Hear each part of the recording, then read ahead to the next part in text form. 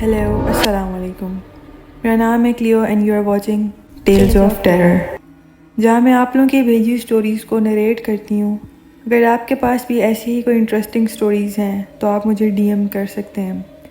آج بھی ہمارے پاس آپ کے لیے کافی کچھ ایسی سٹوریز ہیں جن کا تعلق ریئلٹی سے کہیں تو بہت زیادہ بہتر رہے گا۔ So without any further review بڑھتے ہیں ہماری آج کی پہلی سٹوری کی طرف۔ کہتی ہیں کہ یہ واقعہ ان کے اسکول کے ٹائم کا تھا۔ اب میں یونیورسٹی میں ہوں اور یہ بات کافی سال پرانی ہے۔ یہ واقعات تب سے شروع ہوئے اور شفٹ ہوتے تک چلتے رہے۔ ہم نے 2014 میں گھر شفٹ کیا اور انگی ٹاؤن سے عثمانیہ کالونی میں شفٹ ہوئے۔ ہمارے نئے گھر میں 3 فلورز تھے۔ میں، میری 2 بہنیں اور چھوٹی پھپھو کا روم گراؤنڈ فلور پر تھا۔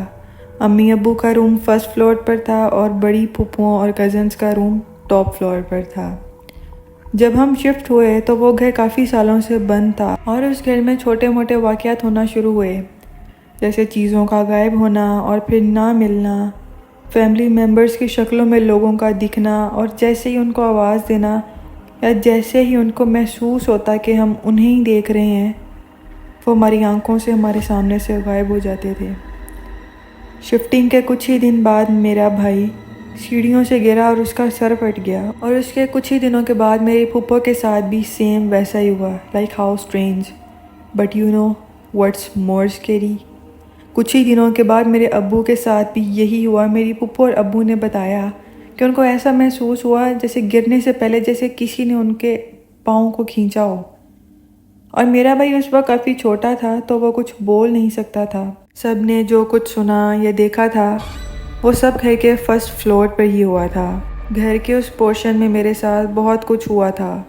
ایک دن میں ٹاپ فلور سے نیچے آ رہی تھی کہ میں دیکھتی ہوں کہ فرسٹ فلور پر میری ہم شکل لڑکی کھڑی ہے، اور میں حیران ہو گئی اور میرے قدم رک گئے کہ میں اپنے آپ کو کیسے دیکھ پا رہی ہوں۔ اس نے جیسے ہی میری طرف دیکھا وہ بھاگ کر امی ابو کے روم میں چلی گئی۔ میں جلدی سے بھاگ کر اس کے پیچھے گئی تو میں نے دیکھا امی ابو کے روم کا دروازہ باہر سے لاک ہے۔ یہ دیکھ کر میں اور بھی زیادہ ڈر گئی اور اوپر بھاگ گئی۔ پھر کچھ دن بعد میں ایسے ہی اپنے اسکول کا ہوم ورک کر رہی تھی، اور ہوم ورک کے بعد میں اوپر اپنی امی ابو کے روم میں ٹی وی دیکھنے چلی گئی۔ میری سب سے چھوٹی بہن بھی میرے ساتھ آ گئی۔ ہم ابھی ٹی وی دیکھ ہی رہے تھے کہ اچانک سے دروازہ خود بخود بند ہو گیا۔ مجھے لگا کہ ہوا سے ہوا ہوگا، میں نے اگنور کر دیا اور دروازہ پھر سے کھول دیا، but the scary part is دروازہ سیم اسی طرح 3 مرتبہ بند ہوا۔ لیکن 3 بار ہوا تو نہیں ہو سکتی اور 3 بار اگنور بھی نہیں کیا جا سکتا، بٹ سٹل میں نے اگنور کر کے دروازہ کھول دیا۔ مگر جب چوتھی مرتبہ دروازہ بند ہوا تو میں نے دروازہ بند ہی رہنے دیا، اور پھر دروازے کی دوسری سائڈ سے کی آوازیں آنے لگیں۔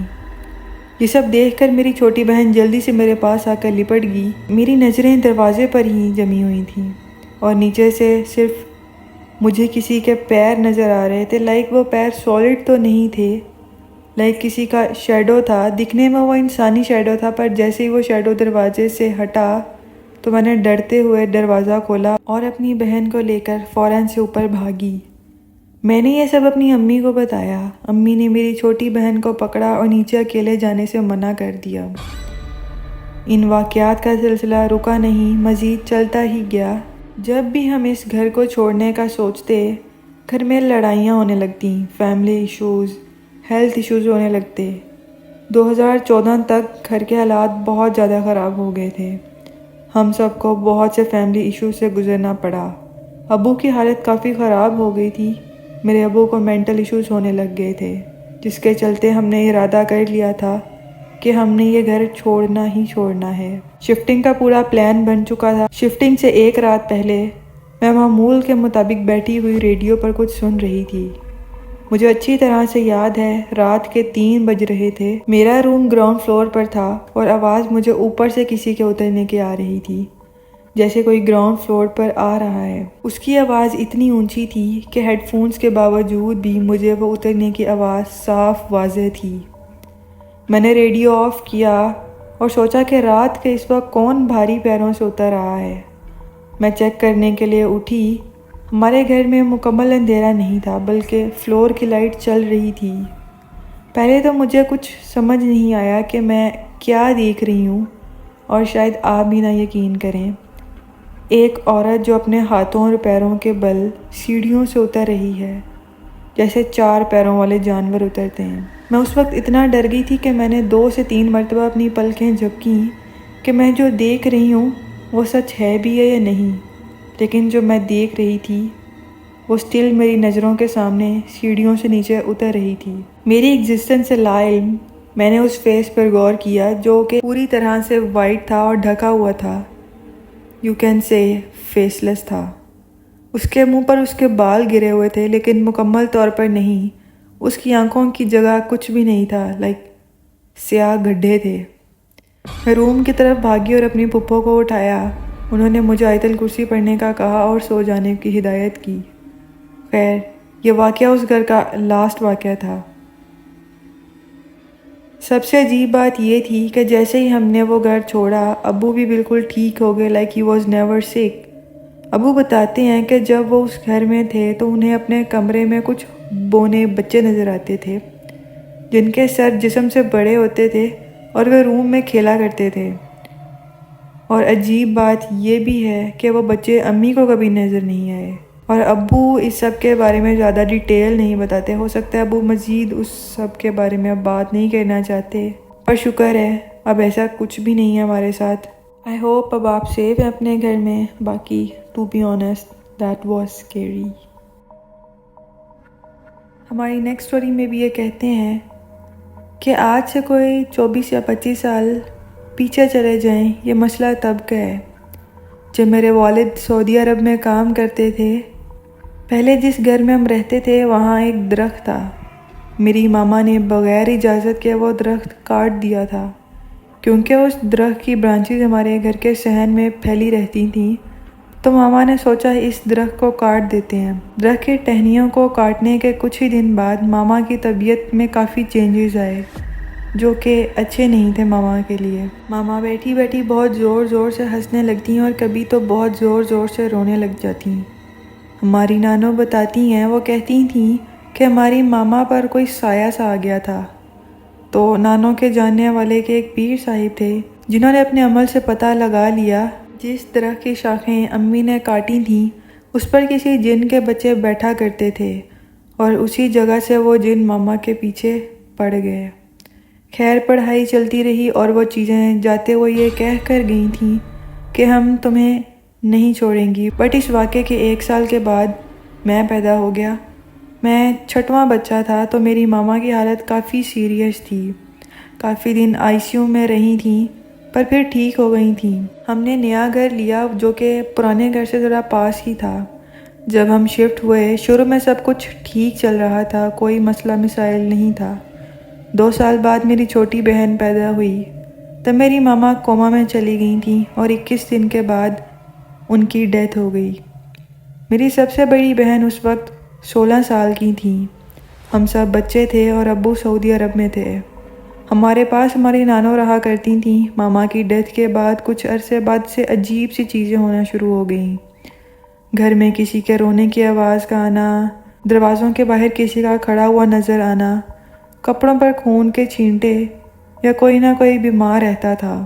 ہم نے اور آپی نے بہت بار ابو کو بتایا، لیکن ہم بچے تھے تو کسی نے ہماری بات پر یقین نہیں کیا اور کہا کہ ہمارا وہم ہوگا۔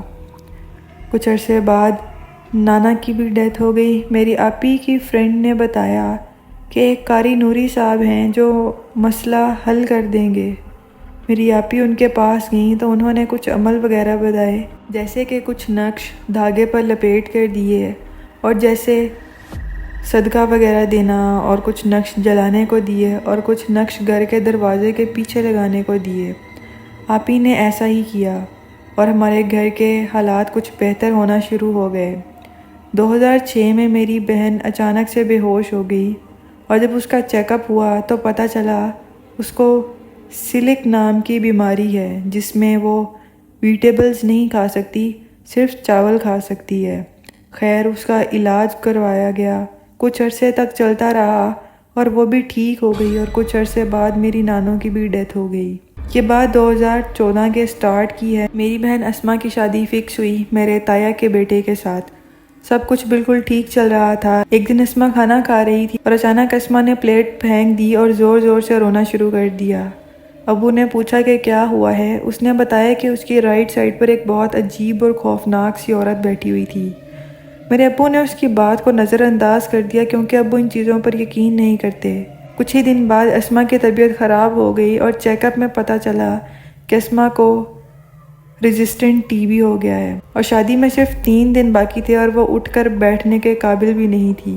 پھر ہمارا دھیان روحانی علاج کی طرف ہو گیا، اور پھر کسی کے ریفرنس سے ہم ایک بابا جی کے پاس گئے۔ انہوں نے ایک تعویذ دیا اور ہدایت کی کہ کچھ بھی ہو جائے اس تعویذ کو نہیں اتارنا، اور اس کے چلتے شادی کے دن تک وہ بالکل ٹھیک ہو گئی، جیسے بیمار تھی ہی نہیں۔ ایک دن کام میں دھیان ہی نہیں رہا اور انہوں نے اپنا تعویذ اتار کر سائیڈ پر رکھ دیا، اور وہ تعویذ پھر دوبارہ کبھی نہیں ملا۔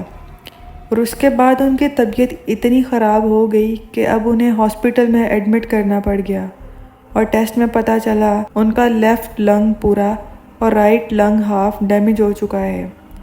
ہم پھر سے اسی بابا جی کے پاس گئے۔ انہوں نے کہا کہ اب کافی دیر ہو چکی ہے، آپ کو اس کی شادی نہیں کروانی چاہیے تھی۔ جو بھی اثرات ہیں وہ کافی اسٹرانگ ہیں، اب کچھ نہیں ہو سکتا۔ 2005 کو ان کی شادی ہوئی اور 1 سال بعد 2006 میں ان کی بھی ڈیتھ ہو گئی۔ میری بہن کی ڈیتھ ہماری فیملی کے لیے بہت ٹرامیٹائزنگ تھی۔ ہم نے انہی بابا جی سے دوبارہ رجوع کیا اور ان سے مسئلے کا حل پوچھا، تو انہوں نے بتایا کہ جس وقت میری امی جی نے اس درخت کی شاخیں کاٹی تھیں اور وہ جن جاتے ہوئے کہہ کر گئے تھے کہ وہ ہمیں چھوڑیں گے نہیں، اسی کے چلتے انہی بابا جی نے ہمیں ہدایت کی کہ ہمیں اپنا گھر شفٹ کر لینا چاہیے۔ ہم نے اپنے ابو کو کافی سمجھایا اور کافی سمجھانے کے بعد ابو بھی مان گئے، اور پھر اس کے 1 سال بعد ہم نے اپنا گھر بھی شفٹ کر لیا، اور اس کے بعد ہمارے ساتھ ایسا کوئی بھی واقعہ پیش نہیں آیا۔